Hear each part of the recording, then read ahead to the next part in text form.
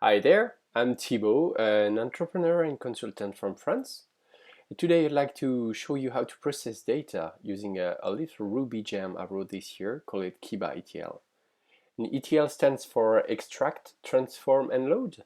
And it's a common term that you can see when you search for data processing patterns and resources. But before processing any data, you may ask why. It can be quite a bit of effort to collect data and write data processing jobs. So why would you do it in the first place is a very important question to ask, really.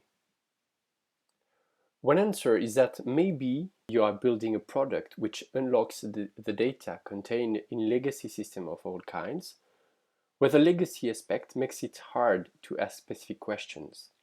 In this case, extracting the data using an ETL process, refining the data so that you can find answers to specific questions can provide a lot of business value. I'm currently advising a number of SaaS startups who process data following exactly that pattern. It's a very common situation these days, which provides interesting business opportunities. Another reason to process data is that what is called integration marketing. Imagine there is a very well established SaaS app with a very large customer base. Implementing some level of data integration allows you to augment this app and in turn attract their customers by providing extra value. Again, this is a very commonly seen pattern these days, which provides a lot of value. Of course, there is a lot more you can do with ETL and data processing in general. You can migrate your data from a schema to another. You can generate reports automatically, synchronize all or part of two of your apps, prepare and clean data before indexing it for a search engine, aggregate data from multiple sources to build a kind of search engine again, geocode data to present the records online to your users on a map, or implement a data import or export kind of feature for your user. So we've seen that there is a lot of benefits that you can get out of data processing. Now, how can you achieve that data processing without having to resort to painful graphical user interface based tools? One solution is the Kiba gem that I wrote after maintaining another gem called Active Warehouse ETL for use. Kiba allows to write reliable, concise, well-tested and maintainable data processing jobs with Ruby, and that's exactly what I'm going to show you.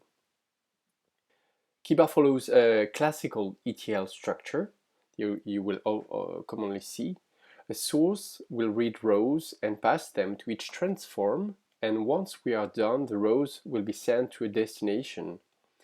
Kiba lets you define this pipeline, this ETL pipeline in Ruby, and we're going to see how.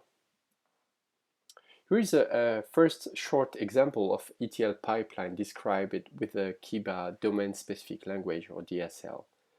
So you will see that it's very classical Ruby code where you can require components from outside, declare a source, here a CSV source, which will use a file name, transform the data to parse some dates, use a block form to transform a row, and sends the result after processing to a destination to insert it into your database.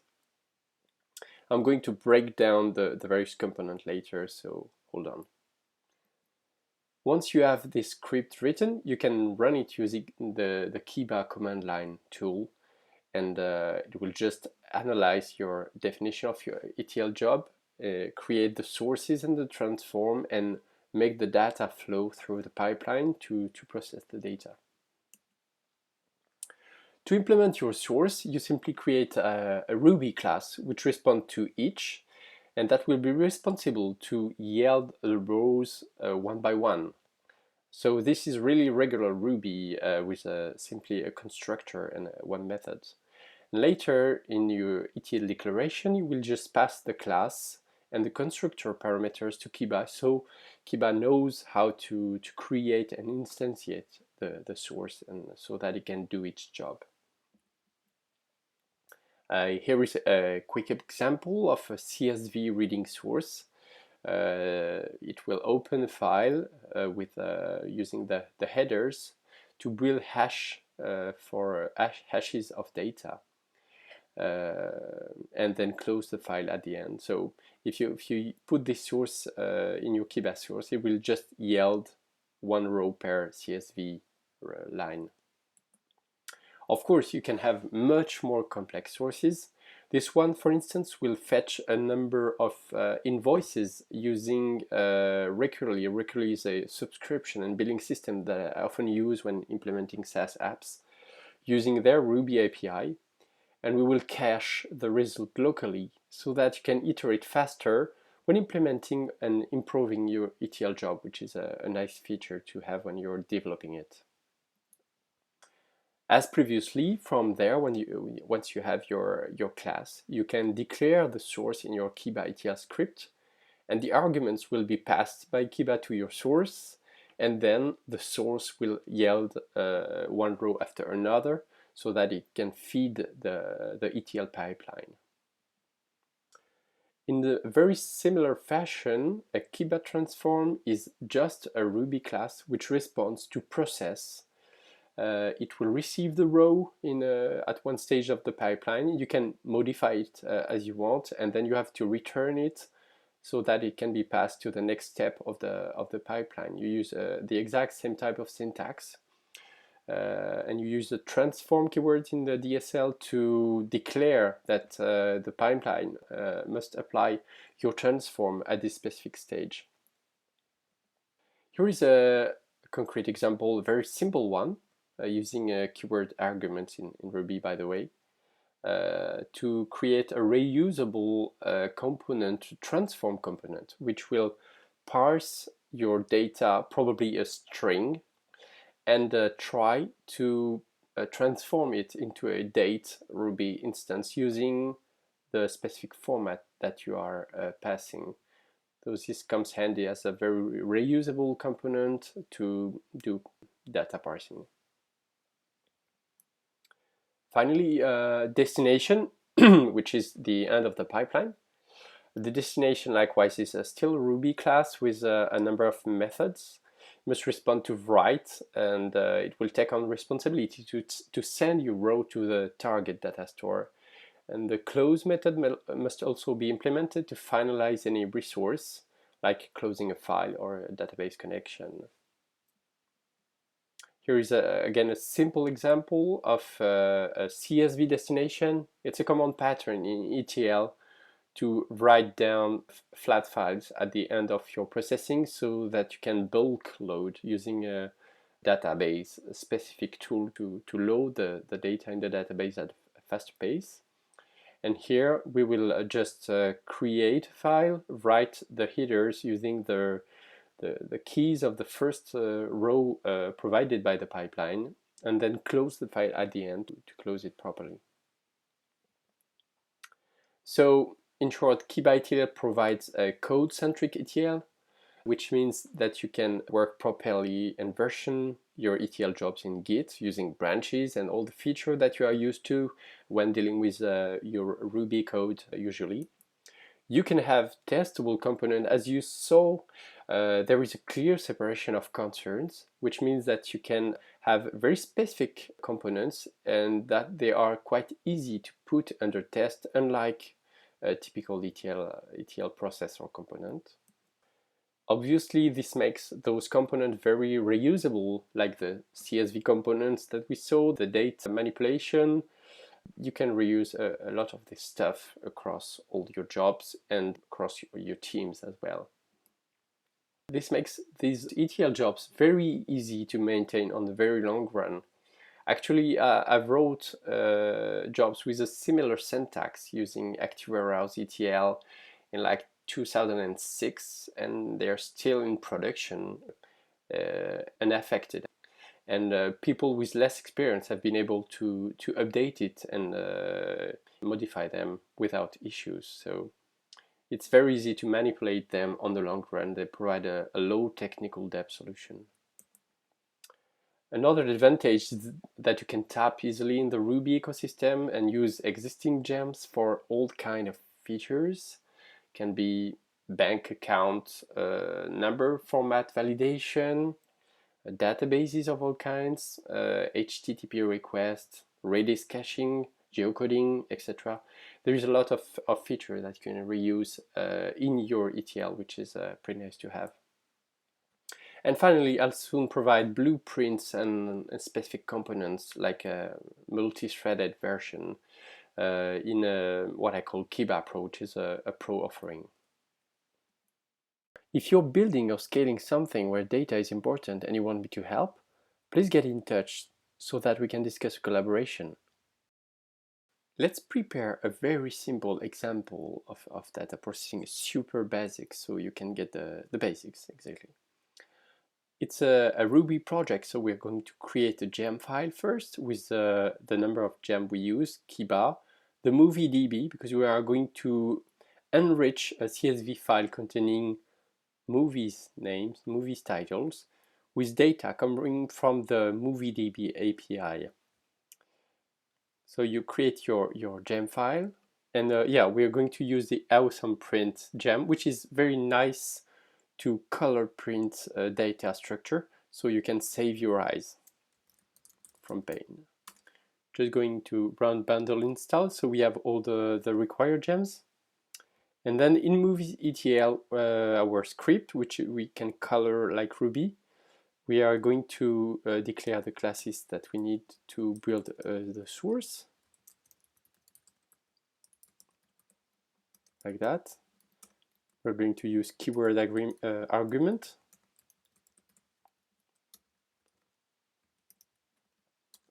And then for now, it will do just nothing. But then we can declare our CSV job, like that. And we can run it, like that. It does nothing for the moment. We're going to change that and modify the source so it can do something meaningful. So we're going to improve it and implement the each method, relying on the CSV library of Ruby itself. We open the file, we iterate over each of the row, and then we yield one row per line of CSV. And at the end, we will close the CSV file. What happens at this stage? It works, but we don't see anything. And it would be nice to be able to have a look at what is happening exactly. Here is how we can do that. Just after the source declaration, we can declare a little transform as a block form, and we will just put the row like that. And then we pass it, we return it to the as a result so that it's not lost in the pipeline of processing. We run again, and then we have our data. But it's a bit hard on the eyes, so we can use awesome print like that.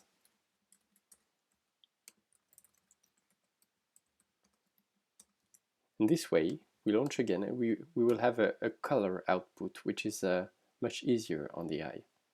But now we have this file here, and it's not really clean. I mean, it's, we are mixing the implementation with the declaration of the source ETL process. So what we can do is just copy this part into a separate common.rb file that we can reuse. Let's do that. Like that. And then we just require the common file and start again. It works. Great.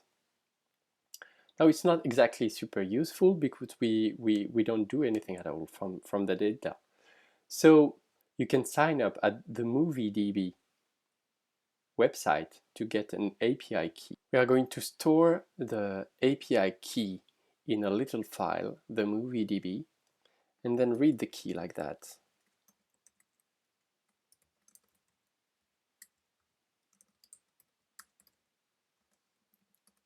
If you run it, it still works. Then we would like to enrich the data that we have to add the ratings and the vote count provided by the movie database to our pipeline of data. We can also use Ruby to create small DSL extensions. For instance, let's do that for the awesome print transform. What if we could only call show me like that, and it would show the line. If we do it like that, it will fail.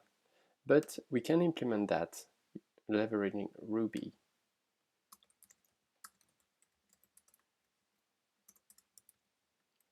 This way you can create sweet extensions of the DSL to be more productive. It works. Similarly, it's often a good idea to work on a very small subset of your data, so you can have a clear idea of what is happening before working on a larger scale. What if you could write a limit to just keep one row? We can do exactly that this way.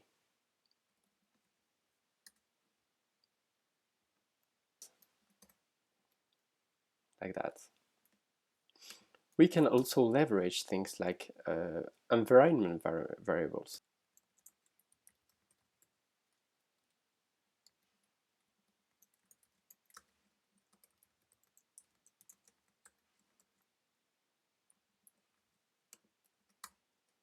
Will still work, and we can limit if needed, like that.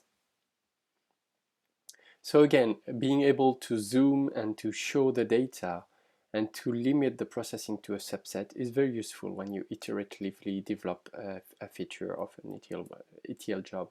But now we need to query the movie database to enrich the data that we have in our data set.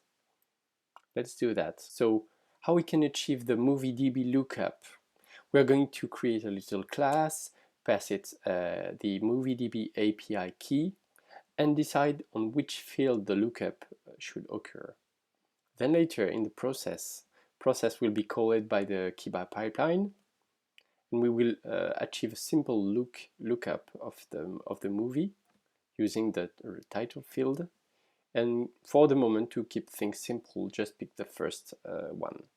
And then we are going to store in our row the vote average and the vote count, so we can have a better data. Let's save that. And then we need to put it here. Transform the movie, how it called already? Movie DB lookup, yeah. API key,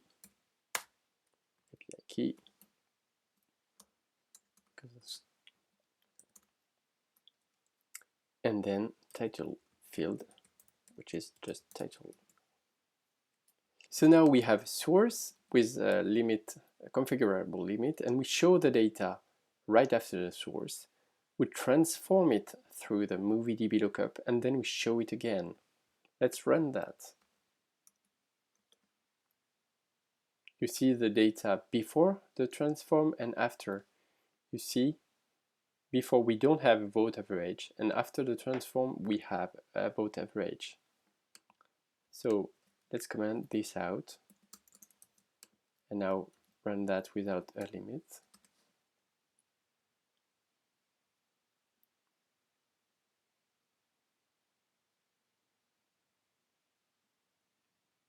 Here we are. We have our improved data. And now maybe we want to dump that into some data destination.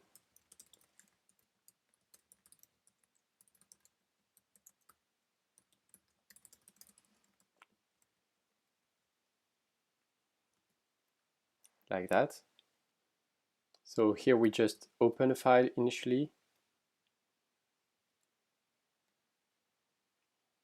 For the first row, we are going to use the keys of the row and then later pour the values and close the file at the end. Let's do that again with a little limit to go faster for now. Commenting out the show me.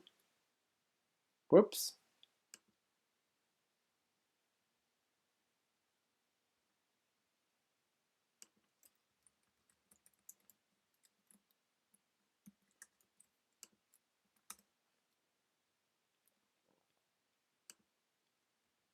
Whoops, again.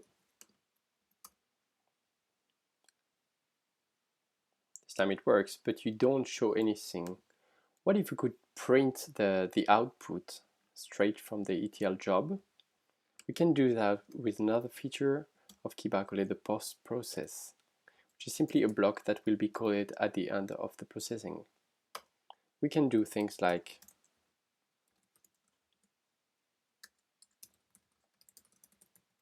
this one. Oh, the post process is not executing because the limit we implemented just abort everything. So maybe you can just modify the limit so it will not stop the program but return an empty row instead, like that.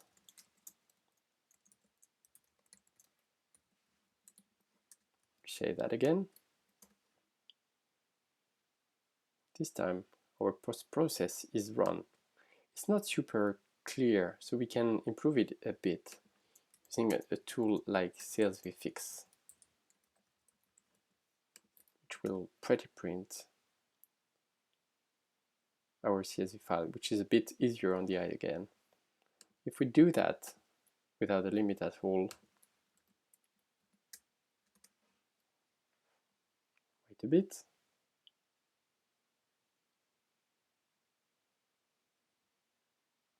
Here is our data.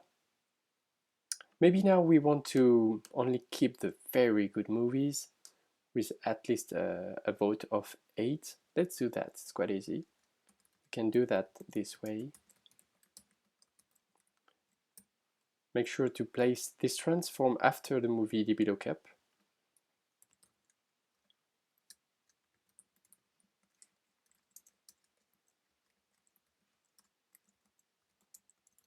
Like that. We are going to remove the row from the pipeline unless a certain condition is respected.